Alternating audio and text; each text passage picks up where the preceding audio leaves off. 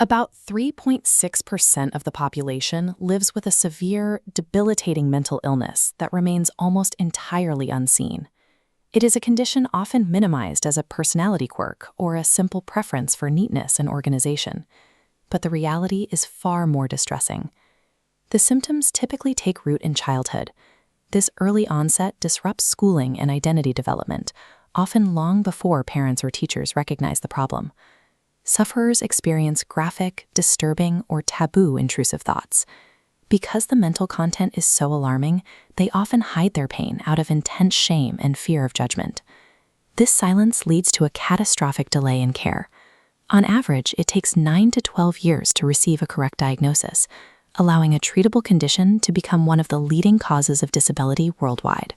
Obsessive-compulsive disorder operates as a biological misfire, an internal neurological alarm system that incorrectly signals an immediate catastrophic threat.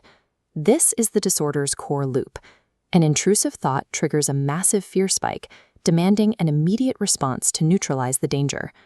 The compulsion provides temporary relief, but trains the alarm to ring louder, teaching the brain to repeat the cycle. Suppression is equally ineffective. Trying to force these thoughts out of the mind is like holding a beach ball underwater. The moment concentration slips, the thought shoots back to the surface with even more force. Because this loop is a physical part of the brain's circuitry, standard logic and willpower are insufficient. Patients cannot successfully obey or fight their way out of the cycle without specialized intervention. Breaking this cycle requires the evidence-based standard for treatment, exposure and response prevention, or ERP. Think of ERP as a form of lion taming. The patient deliberately triggers their internal alarm by confronting a feared thought, but actively refuses to perform the compulsion. This graph tracks what happens when a patient waits out the distress. By facing the fear without acting, the brain eventually learns the threat is false, which weakens the alarm signal over time. But there is a massive systemic failure in the delivery of this care. Despite its effectiveness, up to 95% of therapists lack the specific training to deliver ERP, leaving patients with generic talk therapy that doesn't target the core mechanism. The true tragedy is that while we know how to break the cycle, a catastrophic workforce gap prevents millions from accessing the treatment they need. This makes OCD much more than a niche condition. It is a teaching disorder. Decoding how this specific cycle of fear and reinforcement operates provides the underlying blueprint for understanding the mechanics of all human anxiety and trauma. Building a system that can treat OCD at scale provides a model for modernizing the entire psychiatric field. We have the clinical knowledge to do this.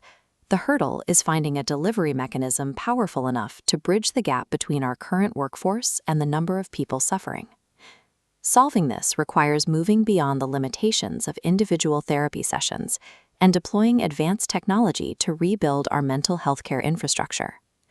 We are at a technological turning point, with a new ecosystem of tools designed to automate and scale complex care. The first pillar is AI-guided diagnostic avatars. These systems conduct standardized psychometric interviews while capturing physiological data, helping to safely address the initial assessment bottleneck. The second pillar is olfactory-enhanced VR exposure therapy, or OVRIT. VR places patients in highly controlled, scent-enabled simulated environments. This digitizes the ERP process, allowing for safe, repeatable exposures that maximize emotional engagement. For severe cases, a third pillar offers precision neuromodulation via MRI-guided transcranial magnetic stimulation, or TMS. TMS uses magnetic fields to stimulate nerve cells in the brain, providing a biological reset for treatment-resistant patients.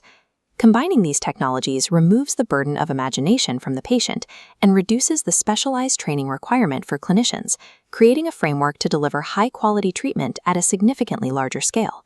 Of course, medical technology cannot function in a vacuum. Isolated tools fail patients who need highly coordinated, team-based support. Digital shared care platforms act as the connective tissue linking general practitioners, psychiatrists, and digital tools into a single, real-time ecosystem. This system eliminates duplicated efforts and tracks patient progress continuously, ensuring the correct technological intervention arrives at the exact right moment. While the hidden burden of OCD is profound, our understanding of the condition has never been clearer. Integrating our knowledge of the brain's alarm system with connected technology doesn't just address a single hidden disorder. It provides the infrastructure to build a more responsive and coordinated future for mental health care.